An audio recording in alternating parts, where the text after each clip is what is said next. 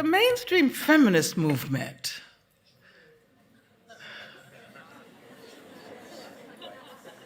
has made serious mistakes. You know, I often point out that when I wrote a book that was published in 1981 called Women, Race, and Class, everybody started referring to me as a feminist, and my response was, I'm not a feminist. You know, I'm a Black revolutionary. Because I didn't see how the two had anything to do with each other. But I realized that I was talking about a certain kind of feminism, a bourgeois feminism, a feminism that is still, unfortunately, white bourgeois feminism, which is unfortunately the most represented feminism today, and most people think of that as feminism. But that ignores the fact that huge numbers of organic and academic intellectuals who are women of color have transformed the very nature of feminism. And the hallmark of feminism today is what we call intersectionality, a recognition of the, and not only the interrelating character of identities, but as I frequently say, I think intersectionality is most helpful when we think about the intersectionality of social justice struggles. The mistake made by mainstream feminism and its continued reliance on categorical representations of women. As soon as one assumes that women can be categorically represented, it means that there is some clandestine racialization happening there, right? And you hear the term glass ceiling feminism. I don't know whether you have that here. Glass ceiling feminism.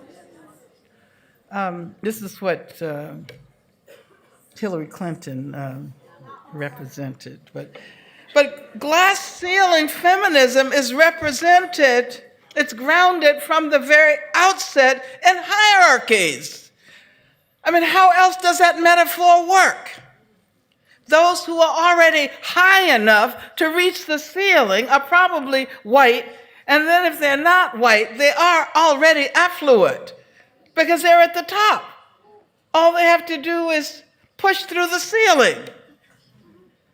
And as long as I have identified as a feminist, it has been clear to me that any feminism that privileges those who already have privilege is bound to be irrelevant to poor women, working class women, women of color, trans women of color.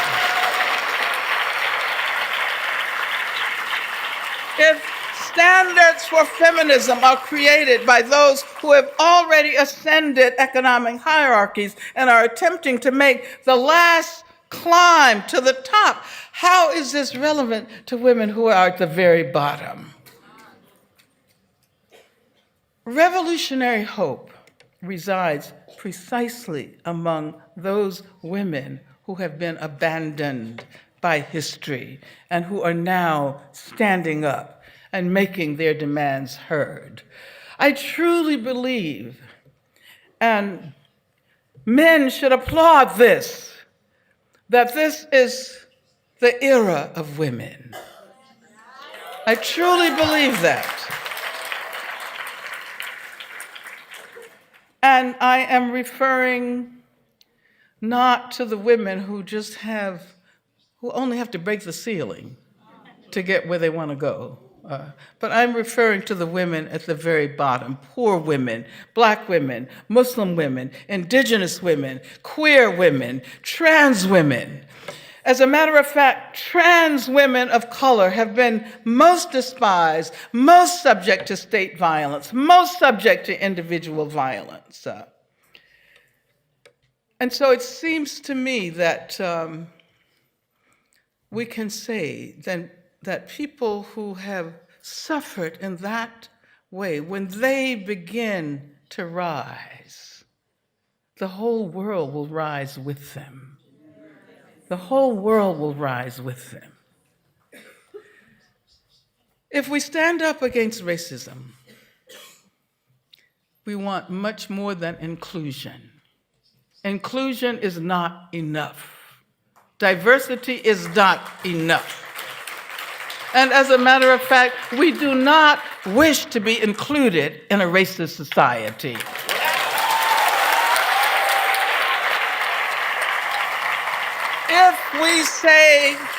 If we say no to heteropatriarchy, then we do not want to be assimilated into a misogynist and heteropatriarchal society.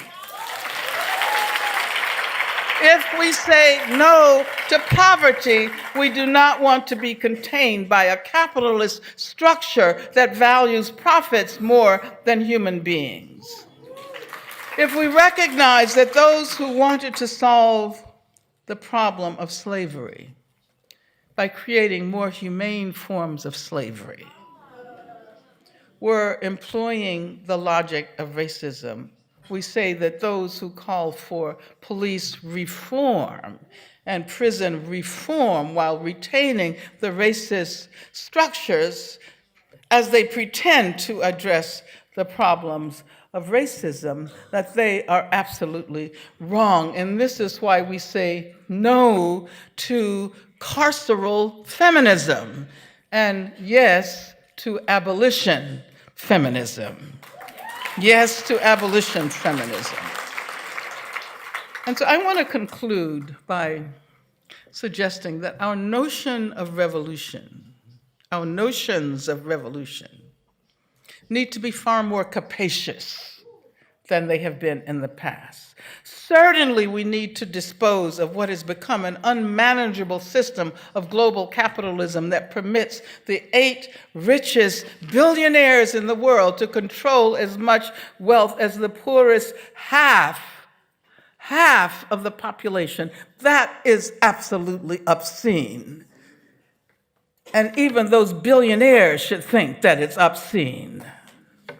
But also recognize that we must be prepared to continually challenge that which appears to us to be most normal. Revolution upsets normative processes, class-based, gender-based, race-based, sexuality-based, ability-based, and I'm just beginning the list. And in this sense, there will always be revolutions looming in the future. Thank you very much.